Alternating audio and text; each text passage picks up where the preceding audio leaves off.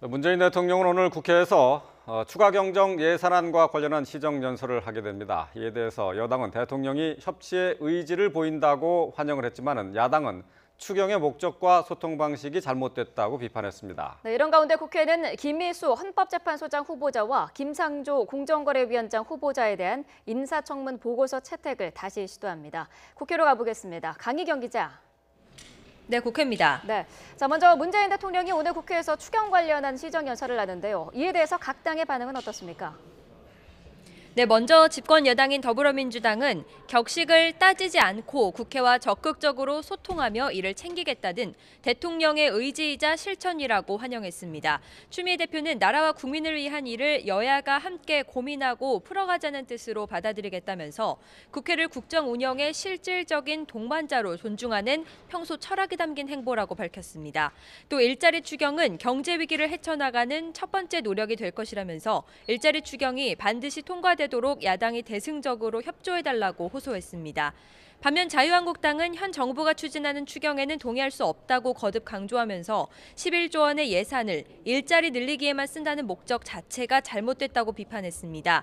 다만 현직 대통령이 중차대한 일을 직접 설명한다는 점에서 이를 반대하진 않겠다면서 국회 연설이 일방적 보여주기식 소통이 되지 않기를 바란다고 당부했습니다. 국민의당 박주선 비대위원장은 정부와 여당이 추경과 관련해 야당과 사전 협의가 전혀 없었다면서 먼저 결정하고 나서 따라와 달라는 것은 협치의 방법이 아닌 통보라고 지적했습니다.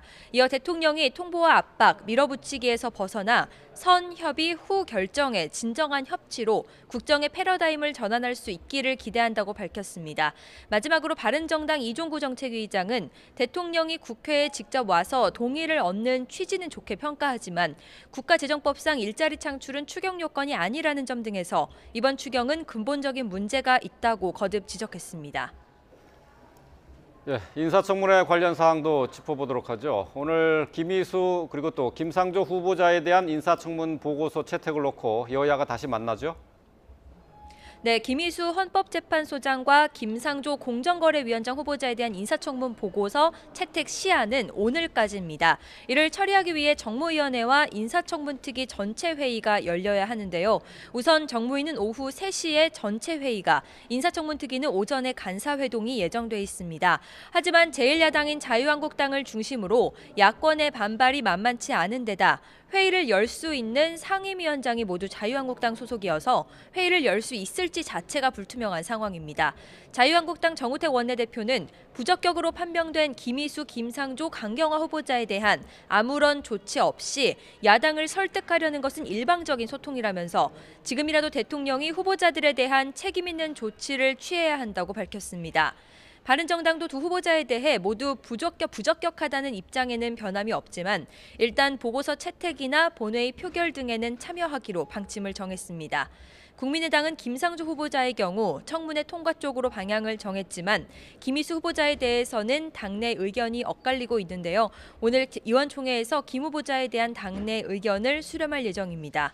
강경화 외교부 장관 후보자의 경우는 자유한국당과 국민의당, 바른정당 모두 강경한 반대 입장을 취하고 있어서 보고서 채택을 위한 전체 회의 일정조차 잡지 못하고 있습니다.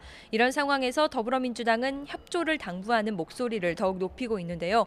조금 전 우원식 원내대표는 자유한국당 정우택 원내대표를 직접 방문하기도 했습니다. 우 원내대표는 특히 야권의 반발이 가장 거센 강경화 후보자와 관련해 전직 외교부 장관들이 임명 처리를 국회에 간곡히 요청한 것은 강 후보자가 적임자임을 보증한 것이라면서 이들의 충정 어린 요청에 답해야 한다고 호소했습니다. 지금까지 국회에서 YTN 강희경입니다.